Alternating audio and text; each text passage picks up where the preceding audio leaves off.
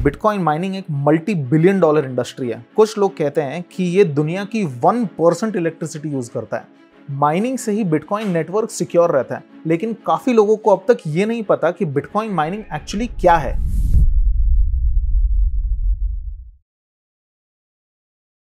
Bitcoin दो चीज है, एक बिटकॉइन ब्लॉकचेन नेटवर्क और एक बीटीसी डिजिटल टोकन जो ये ब्लॉकचेन नेटवर्क के ऊपर अवेलेबल रहता है।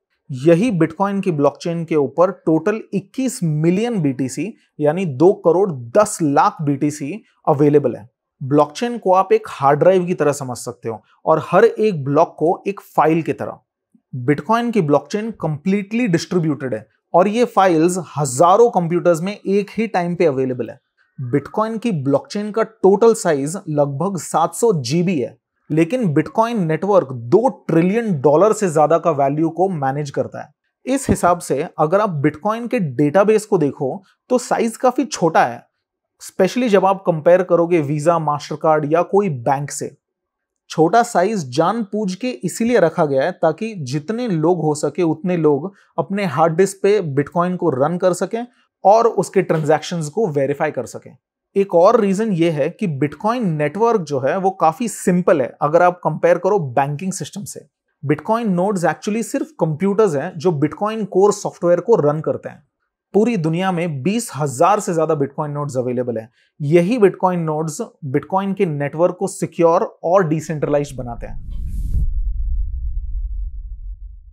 बिटकॉइन के हर ब्लॉक में मेनली ट्रांजैक्शंस ही स्टोर होते हैं और हर ब्लॉक के अंदर 2000 से 4000 ट्रांजैक्शन स्टोर हो सकते हैं और हर 10 मिनट में बिटकॉइन नेटवर्क एक नया ब्लॉक बनाता है। बिटकॉइन के ब्लॉक्स एक सीक्वेंस में ऐड होते हैं। हर ब्लॉक प्रीवियस ब्लॉक से लिंक्ड होता है और ये सारे कनेक्टेड ब्लॉक्स को ही ब्लॉकचेन बोला जाता है। अगर कोई पुराने ब्लॉक के अंदर डेटा को चेंज करने की कोशिश करे तो सिस्टम उसे ऑटोमेटिकली डिटेक्ट भी कर देगा और ये चेंज को रिजेक्ट कर देगा। इसीलिए बिटकॉइन ब्लॉकचेन के ऊपर जो डेटा है वो सिक्योर और इम्यूटेबल है। माइनिंग से 3 काम होते हैं, ट्रांजैक्शन को वेरीफाई करना, नए बीटीसी को सिस्टम में लेकर आना और पूरे ब्लॉकचेन सिस्टम को सिक्योर रखना। बिटकॉइन माइनिंग में माइनर्स एक्चुअली रैंडम नंबर को गेस कर रहे हैं। जो कंप्यूटर या माइनर सबसे पहले ये रैंडम नंबर सक्सेसफुली गेस कर देता है वो नया ब्लॉक बना सकता है। ये रैंडम नंबर को गेस करना आसान बिल्कुल नहीं है, इसीलिए स्पेशलाइज्ड एजिक कंप्यूटर्स का यूज होता है। जितने ज्यादा एजिक कंप्यूटर्स आप कनेक्ट कर देंगे उतनी ही आपकी प्रोबेबिलिटी ज्यादा हो जाएगी कि आप सबसे पहले वो रैंडम नंबर को गेस कर लो। इसीलिए बिटकॉइन माइनिंग फार्म्स में हजारों एजिक कंप्यूटर्स एक साथ लगे होते हैं माइनिंग करने के लिए और यही रीजन है कि बिटकॉइन माइनिंग आज के टाइम बहुत ही एक्सपेंसिव हो चुका है। एजिक कंप्यूटर्स के इक्विपमेंट्स और इलेक्ट्रिसिटी दोनों ही बहुत एक्सपेंसिव है। बिटकॉइन माइनिंग का टफ होना इंटेंशनल है ताकि कोई भी बंदा आके रैंडमली फेक ट्रांजैक्शन पिछले ब्लॉक में ना डाल सके। बिटकॉइन माइनिंग से ही नए बीटीसी सिस्टम में आते हैं। हर नए ब्लॉक बनाने पर माइनर को नए बीटीसी मिलते हैं और ट्रांजैक्शन फीस भी मिलती है।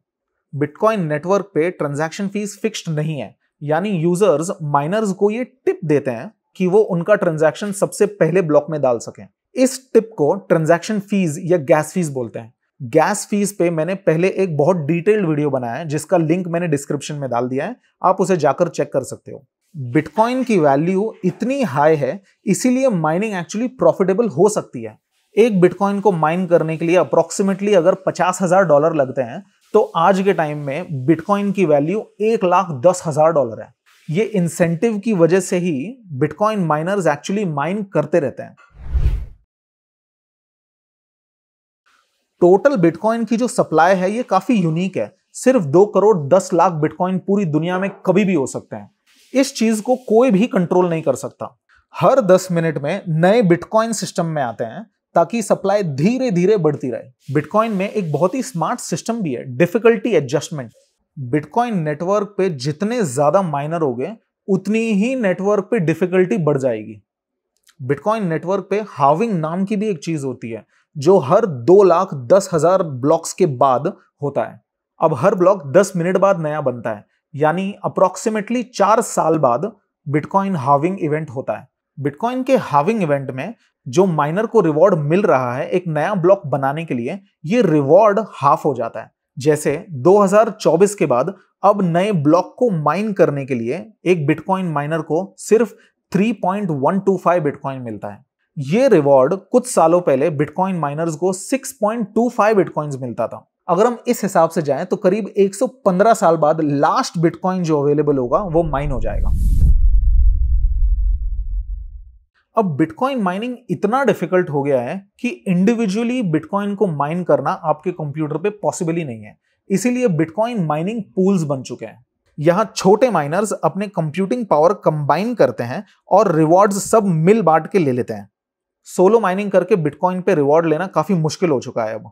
पर कुछ लोग कहते हैं कि माइनिंग पूल की वजह से बिटकॉइन एक्चुअली सेंट्रलाइज हो गया है। लेकिन इस पूल में भी हजारों माइनर्स होते हैं और अगर जब भी कोई पूल ऑपरेटर गलत काम करे तो माइनर वो छोड़ के कोई दूसरे पूल में भी जा सकता है। बिटकॉइन माइनिंग पे एनर्जी यूज का इशू अक्सर ही रहता है। एक एस्टिमेशन है कि बिटकॉइन माइनर्स पूरी दुनिया का अप टू 1% ग्लोबल इलेक्ट्रिसिटी को कंज्यूम करते हैं। लेकिन माइनर्स हमेशा सबसे चीपेस्ट सोर्स ऑफ एनर्जी को ढूंढने की कोशिश करते रहते हैं। बिटकॉइन की एनर्जी यूज पे स्पेशली मैंने एक बहुत ही डिटेल्ड वीडियो बनाया है। वो वीडियो का भी लिंक मैं डिस्क्रिप्शन में डाल दूंगा, तो आप बाद में उसे जाके चेक कर सकते हैं। बिटकॉइन माइनिंग करने के लिए बहुत ही ज्यादा कंप्यूटेशनल पावर और एनर्जी का कंजम्पशन होता है, लेकिन इसी चीज की वजह से बिटकॉइन वैल्यूएबल और सिक्योर भी रहता है। इस टॉपिक पर आज हम इतनी ही बात करेंगे। अगर आपको वीडियो पसंद आया हो तो लाइक कर दो, चैनल को सब्सक्राइब कर दो, और अगर किसी को आप जानते हो जिसको बिटकॉइन माइनिंग के बारे में जानना है तो उसे आप ये वीडियो शेयर भी कर दो। So that's it guys, thanks a lot for watching and see you guys in the next one.